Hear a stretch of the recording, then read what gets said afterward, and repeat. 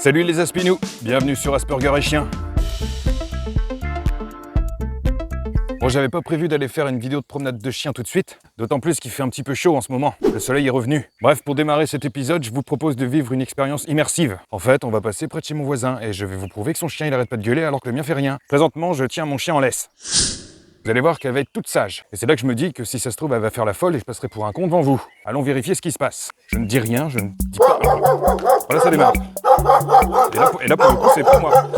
C'était une petite taclerie. Et pour le coup, c'était ma manière de rétablir l'équilibre. Bon, à part ça, je suis content parce que j'ai fait des démarches administratives. C'est dingue à quel point ce genre de petites choses me rendent très satisfait. J'en suis content parce que tout ce qui est administratif, c'est compliqué pour moi. Je vous l'avais déjà dit dans cette vidéo. Ça me prend souvent un temps fou. Ça me contrarie à chaque fois quand on me dit qu'il manque un papier. Tous ces trucs-là, c'est des pets de routine. Il y a toujours une merde. D'ailleurs, dans cette vidéo, je précisais que j'avais des problèmes de téléphone. Mon téléphone est tombé par terre, sur des cailloux. Il va falloir éventuellement que je téléphone à l'assurance, que je me rende chez le réparateur. Peut-être que je retrouve aussi le papier qui certifie que je suis bien assuré. Et surtout, éviter de me faire arnaquer. Alors, pour info, j'ai toujours pas fait la démarche de réparation, alors que je paye une assurance. Et comme je suis lancé dans les démarches administratives, je risque de le faire bientôt. En fait, ce qui est compliqué pour moi, c'est que je procrastine à mort ce genre de situation. Je sais pas pourquoi, je dois ressentir une espèce d'angoisse à l'idée de faire de la paperasse. Et ça rime. Mais bon, avec la création de mon auto-entreprise, j'ai plutôt intérêt d'être au carré dans les démarches. Je pense que je vous ferai des vidéos justement sur toutes ces étapes que je suis en train de vivre. D'ailleurs, peut-être que certains n'ont pas suivi mes débuts d'auto-entrepreneur, mais c'est épique. J'ai paumé mes codes, j'ai bloqué mon compte, j'ai quasiment ouvert un compte en banque alors que je cherchais juste des renseignements sur les tarifs. J'attendais mon numéro de SIRET depuis plusieurs jours, mais en fait, je l'avais déjà. Persuadé que j'allais recevoir un mail personnalisé. Je pense que ces prochaines semaines vont me réserver leur lot de surprises. Mais ça va, pour le moment, je suis serein avec ça. Je ressens pas vraiment d'anxiété. En fait, j'ai quelques petites interventions là qui commencent à se greffer dans mon planning. Faudrait que j'apprenne à mieux m'organiser. Jeudi, je fais ma première intervention. Première intervention en tant qu'intervenant.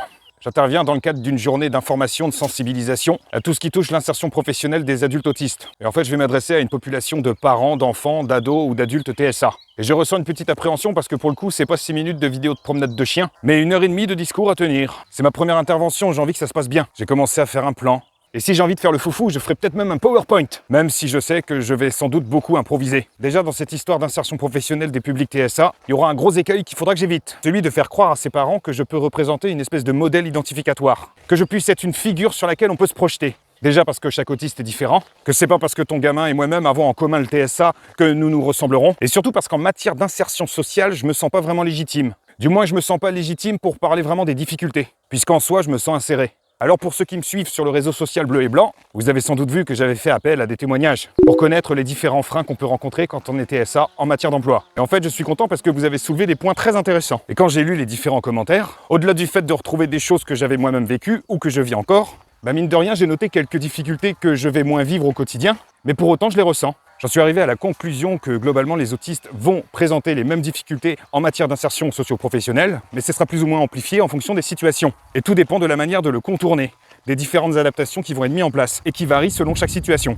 De toute façon, dans la mesure où l'emploi vient percuter les questions d'autonomie et de relations sociales, il est évident que c'est un sujet central en matière de traitement de la question de l'autisme. Bref, je vais parler de ça jeudi et j'espère que je vais réussir à tenir mon cadre, parce qu'il y a un fort risque que je me noie dans des détails. N'empêche que malgré les petites appréhensions, je suis ravi de commencer à pouvoir me diversifier. Parce que là, pour le coup, c'est pas un espace virtuel que je squatte, mais plutôt un espace réel qu'on m'offre. Donc au niveau de la légitimité, c'est plutôt cool. Même si je le redis, je ne suis pas un spécialiste, je suis un spécimen. Bref, c'était une petite vidéo rapidos, histoire de donner des petites nouvelles. Et alors que je vous dis ça, il y a une horde de gamins qui est juste devant moi. Je vais essayer de les traverser.